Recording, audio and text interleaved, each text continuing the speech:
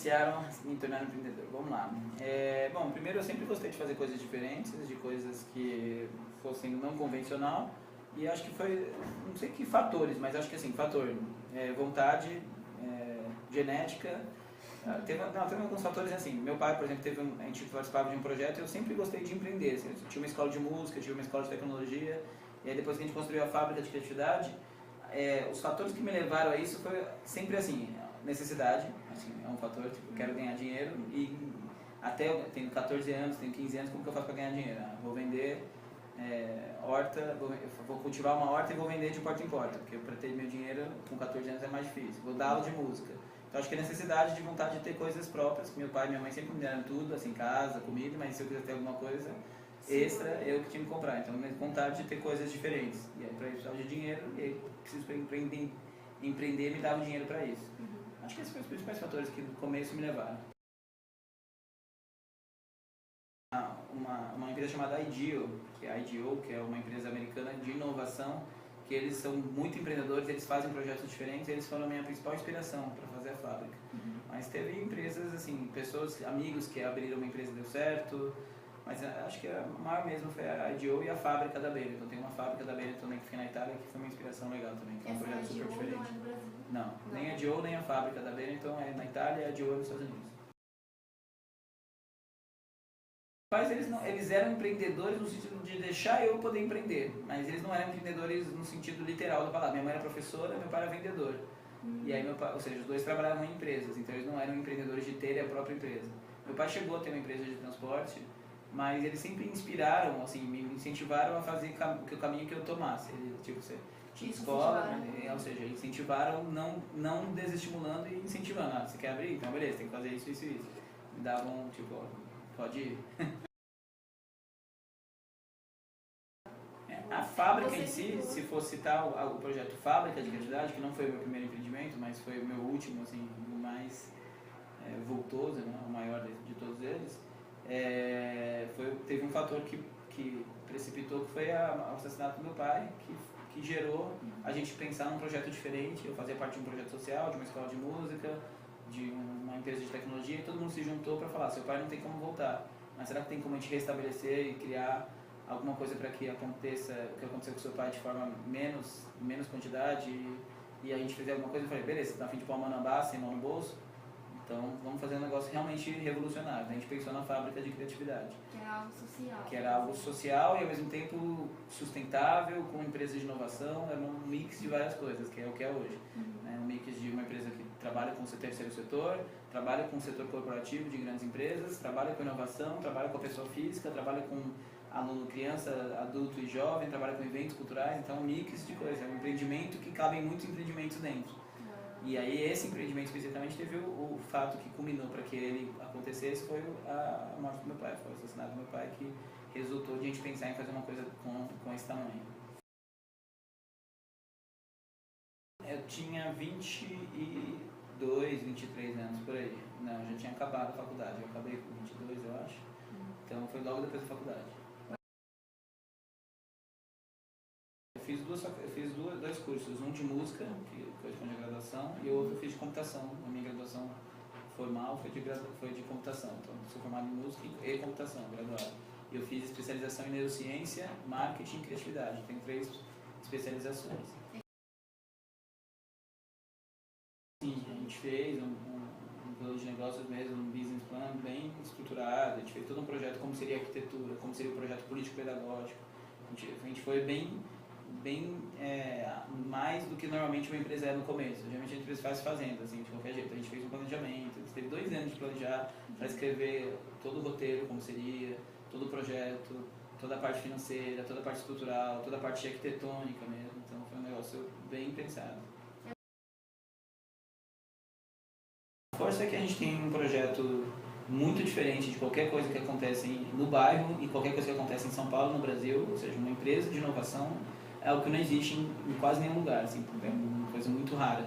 Então acho que a nossa principal fraqueza é ser muito diferente e ser muito competente no que a gente faz. A gente hoje presta consultoria de inovação para empresas como Danone, Itaú, Rede Globo, Natura, BASF, Dupont, são empresas grandes e legais, e a gente ajuda eles a criar coisas incríveis novas. A gente ensina eles a fazer criatividade.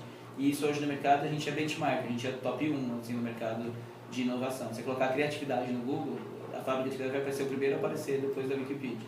Então, a gente realmente acho que essa é a nossa principal força, fazer uma coisa diferente e muito melhor do que qualquer outra coisa que podia existir. A qualidade é realmente algo diferencial que a gente faz nas nossas consultorias. E a gente tem um prédio, um projeto e tudo uma coisa muito estruturada e diferente, criativa mesmo, assim, criativa para o bem. A nossa fraqueza é que a gente ainda está começando, então a gente tem muita estruturação, por exemplo, a nossa estrutura financeira, a nossa estrutura logística, por a gente estar exatamente no Capão Redondo, acaba sendo uma força e uma fraqueza ao mesmo tempo. Então a gente tem uma força que a gente está no bairro onde as pessoas precisam, então a parte da ONG é super legal, porque as pessoas em vez de ter que ir para assistir uma peça, assistir um show, fazer uma aula, em vez de ter que atravessar a ponte, andar e pegar trânsito, já está tudo aqui. E aqui tem 960 mil pessoas, a gente fez um estudo, não tinha nenhum centro cultural, tinha um teatro, por exemplo, na cidade, aqui na nossa região, de 960 mil pessoas, então 240 mil especificamente no nosso distrito. Então a gente percebeu que tinha uma demanda muito grande e aí acabou sendo uma força. Mas se for pensar em termos de estrutura da consultoria, que a gente presta muito consultoria fora daqui, aí é uma fraqueza, está longe. Então a pessoa vai marcar uma reunião, pô, tem que ir lá no Capão Redondo, então acaba sendo por um lado uma força e por outro lado uma fraqueza. Mas acho que a nossa fraqueza hoje é isso, uma estrutura que não é tão organizada como poderia ser e a distância quando tem projetos que tem locados do centro. Um pouco agricultor, vendedor, professor de música, abri uma empresa de tecnologia, montava o computador, ensinava. No fundo, esse sócio foi um sócio investidor que me ajudou tanto na concepção como na grana, mas depois ele mudou, ele mora no Canadá. Então ele ajuda assim, toda vez que precisa ele ajuda, mas ele é um sócio mais distante do dia a dia do trabalho. Então, todos os recursos possíveis. A gente vendeu literalmente tudo, casa, carro, apartamento, pegou dívida no banco gigante. Eu paguei a última parte da parcela da dívida agora. Eu peguei, com 23 anos, eu peguei 500 mil reais emprestados no banco, que na época correspondia quase a 300, 400 mil dólares. Então, uma coisa meio maluca, assim. Então, a gente pegou todos os recursos, amigos, pessoas que podiam ajudar, consegui parcerias em projetos tipo o Carpete, a gente conseguiu um amigo que trabalhava na Giroflex, que doou o Carpete. Os instrumentos musicais a gente conseguiu um cara que trabalhava na Condor, doou a Condor. O vidro a gente conseguiu um projeto era super caro o vidro, a gente falou, não vamos fazer. Daí a gente conseguiu mostrar o projeto e o plano do vidro doou o vidro, a gente só pagou a mão de obra. Então a gente conseguiu várias parcerias institucionais para que a coisa acontecesse. Mas os recursos a gente usou todas as demandas possíveis. Desde empréstimo de família, empréstimo de banco, a parceria de pessoas, parceria de empresa, a gente usou tudo o que podia. Teve muitos momentos críticos. Na crise de 2008 e 2009, a gente estava contando com um patrocínio da parte da ONG, que ia ser um patrocínio gigante, e aí veio a crise e todas as empresas cortaram todos os patrocínios sociais delas, inclusive o nosso. Então a gente estava com o dinheiro contando, e aí essa foi acho que a maior crise, que foi o momento que eu quase que eu desisti. Eu cheguei até com uma plaquinha, tipo, vende-se um sonho. A gente chegou a falar assim, aí mostrando por que o projeto era incrível e por que não estava sobrevivendo porque não tinha dinheiro. Aí a gente conseguiu outras parcerias e a gente conseguiu sobreviver, mas acho que essa foi a maior crise, mas teve várias crises. Ver vidas transformadas para mim é algo incrível, assim. Você vê o brilho nos olhos das pessoas que participam daqui, você vê vidas de pessoas que fazem coisas diferentes, fazendo coisas incríveis a mais. Eu acho que isso é sem dúvida o papel mais alegre. Você vê, por exemplo, eu adotei algumas, entre aspas, alguns filhos e alguns conseguiram fazer coisas. Outro dia um deles falou, eu vou comprar uma casa, outro dia, o outro falou, eu tenho uma empresa que agora eu montei uma empresa, eu tenho 12 funcionários. Então ver pessoas transformadas através de um trabalho que a gente gosta de fazer e ver o brilho dessas pessoas ao participar dos nossos processos são as duas maiores conquistas. Assim. É um trabalho que estimula o sonho. Estimula muito. É uma fábrica, nos depoimentos de vários vídeos, a gente já teve gravação de Rede Globo, SBT, Record, Jornal Folha de São Paulo, Estado de São Paulo, revista, todas as possíveis. E eu lembro claramente um depoimento que ficou muito marcado, que ela falou, nossa, aqui pra mim isso aqui é uma fábrica de sonhos. Então, em vez de ser fábrica de criatividade, a gente acredita que realmente o sonho das pessoas é uma coisa que a gente consegue ajudar a estruturar, a montar e a executar. O positivo é que cada dia é uma coisa diferente, todo dia não tem rotina. Acho que pra mim é uma coisa positiva, não é uma coisa que tem que acordar, fazer a mesma coisa e voltar e falar o que eu fiz hoje é a mesma coisa que eu fiz ontem. Todo dia é uma coisa diferente. Acho que essa é uma das coisas mais legais, positivas. E a coisa negativa é não ter rotina. Tô brincando. É negativo, acho que não tem, para ser sincero, eu só vejo positivo. É que as pessoas podem ver que às vezes você não tem um tempo por exemplo, você não pode tirar umas férias exatamente quando você quer, ou então você não pode dormir o tempo que você quiser hoje. Às vezes acontece coisas que você tem que não dormir, por exemplo. Mas pra mim isso é legal, é positivo. Mas você trabalha mais, né? Trabalha mais, sem dúvida. Trabalha bem mais do que um emprego de 8 horas por dia. Mas também, pra mim, é relativo, porque às vezes também eu pego, se eu quiser tirar 15 dias de férias, ou se falar hoje eu não quero trabalhar, eu consigo também estruturar para fazer isso. Então, a liberdade de escolha para ter essa maleabilidade, para mim, é só lado positivo, não tem nenhum lado negativo, porque esse lado negativo não é negativo para mim, as pessoas talvez sejam, mas você perguntou para mim, então não tem lado negativo. Afetou porque todo mundo... Eles acham positivo.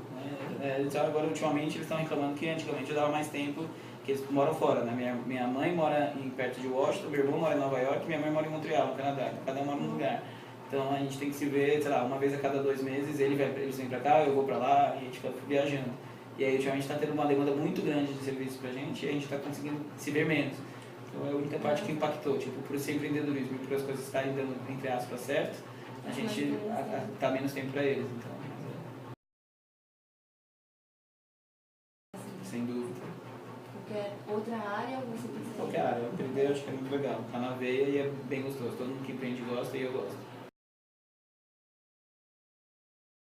Eu acho que primeiro, busque exemplos de pessoas que são empreendedoras e dão certo. Busque conhecimento, tipo assista TEDs, TED.com, acho que é um lugar bem legal para você buscar empreendedorismo de um jeito diferente.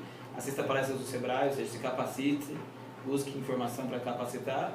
Acho que esses 2 primeiros conselhos valem muito, ou seja, comece a ver exemplos de pessoas que deram certo, busque um conhecimento legal, que hoje em dia tem, através da internet, físico, conselhos muito bons e muito valiosos, e, principalmente, depois de tudo isso, faça, comece a fazer. Depois que você sentiu que está na hora, não fica só planejando ou só pensando que um dia você vai fazer, comece a fazer, porque fazer... o Gandhi falava uma frase que para mim é o meu conselho que eu sempre dou. Existem 2 grupos de pessoas, as que fazem acontecer e as que esperam acontecer. Meu conselho espero que você seja uma pessoa que faça acontecer, faça parte desse grupo.